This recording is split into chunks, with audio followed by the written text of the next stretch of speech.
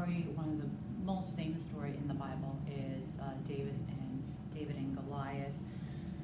It's very long, the story of David and Goliath. It's 1 Samuel. It's the whole chapter of 17. So I think I'm going to do it in two messages, part 1 and part 2. So go to 1 Samuel 17. Let's start with 10. And the Philistine said, I defy the armies of Israel this day. Give me a man that we may fight together. This is Goliath, Goliath was, one of the giants left in Philistine at Gath. He was from Gath, and nobody was able to defeat him.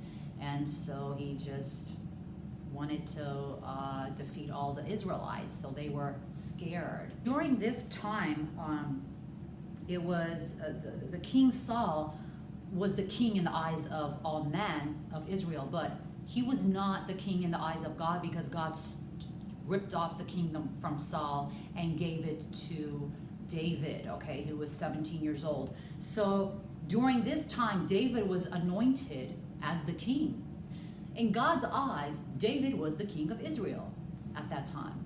But it was after it was after, I believe, 15 or 17 more years later that David became the actual king of Israel. Sometimes God will anoint you and bless you in a way and give you a promise that doesn't come to pass.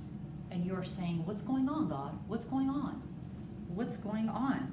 Now, when Saul and all Israel heard these words of the Philistine, they were dismayed and greatly afraid. Even Saul, the king, was scared to death. Continue to verse 12, I'm sorry. Now, David was the son of the Ephrathite of Bethlehem, Judah, whose name was Jesse. And the 3 oldest sons of Jesse had gone to follow Saul to the battle. The names of his sons who were in the battle was Eliab, he was the firstborn, Abidad, and the third Shammah.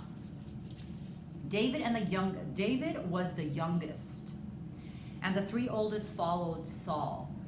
But David occasionally went and returned from Saul to feed his father's sheep at Bethlehem. Now David, again, like I said, he was the king at that time, but he was still doing his itsy bitsy little job that he's done all his life, which was a servant job, by the way. His father and his family didn't like him. He was a black sheep of the family, okay? So if it was me, I would have had pride and said, I'm not doing this job anymore.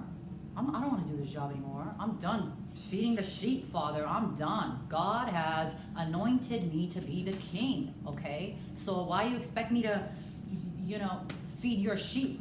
I don't want to be a shepherd anymore. But no, David didn't do that. This is why God loved David and always promoted David and said, I chose David because he is a man after my own heart. That's what God said. Now, David's father says, to make a long story short, hey, David, come here, take this lunch to your brothers, okay? Well, what about my sheep? Just leave your sheep. Go, get out of here. Take this lunch to your brothers. So David rose early in the morning, left the sheep with the keeper, and took the things and went to, the battle, okay? For Israel and the Philistines have drawn up to the battle array, army against army. And David left his supplies in the hand of the supply keeper. All the men of Israel, when they saw this Goliath, they fled from him. Everybody was scared, including the king.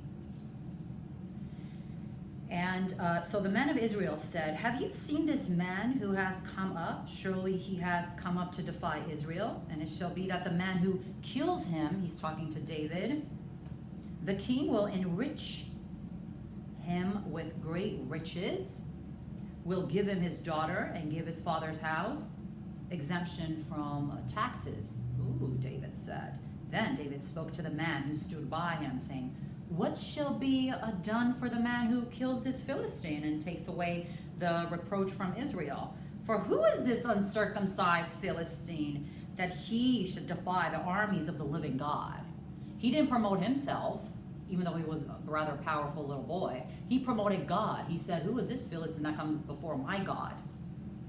He didn't say, I could kick his butt. He said, my God can kick his butt. I said David was not liked by his family. Obviously, they were jealous of him. They saw something in him that he didn't see, perhaps. And he was like the black sheep of his family. Now, Eliab, his eldest brother, heard when he spoke to the man, and Eliab's anger was aroused against David, and he said, why did you come down here, David? Why'd you come down here? And with whom have you left those few sheep in the wilderness? And who did you leave your stupid little sheep? You're a shepherd. Get out of here. What are you doing here? I know your pride, David, and the insolent of your heart. Insolent means the evil of your heart. For you have come down to see the battle. The evil of your heart. Wow. Be careful who you accuse. God called David a man after his own heart, who had a clean heart. And his brother and his family thought he had an evil heart. Brother and everybody in his family claimed that he had an evil heart. Oh, really? Well, be careful what you say to people and accuse people. And David said, what have I done now? Is there not a cause? Am I not allowed to talk? Am I not allowed to ask a question? Eliab, what have I done now? Poor guy. Then, he didn't even argue with him. Then he turned from him and said the same thing. He continued. He continued with this conversation. He turned to another guy, and asked the same question. Now, when the words which David spoke were heard, they reported them to Saul. They told Saul, hey, there's this little, guy who wants to fight this Philistine, this giant, and he sent for him. Then David said to Saul, let no man's heart fall because of him. Don't get scared because of him. When he comes to the king, he says, don't be scared because of him. And Saul said to David, you are not able, don't be scared because of him. And so he said to Saul, your servant will go and fight with this Philistine.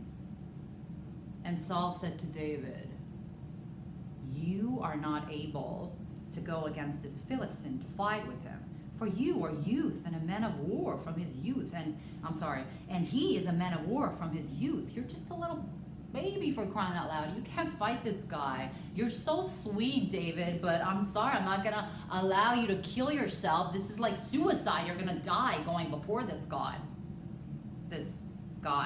But David said to Saul, your servant used to keep his father's sheep, and when a lion or a bear came and took the lamb out of the flock, I went out after it and struck it and delivered the lamb from its mouth. And when it rose against me, I caught him by the beard and struck and killed it. Okay, that's what I did. David says, your servant has killed both lion and bear. And this uncircumcised Philistine will be like one of them, seeing he has defiled the armies of the living God. He didn't say he has defiled me, he has defiled you. He said the armies of the living God. You know what I love about David and his proclivity to always put God on the pedestal. That's why I respect this guy so much, and this is why God said he's a man after my own heart.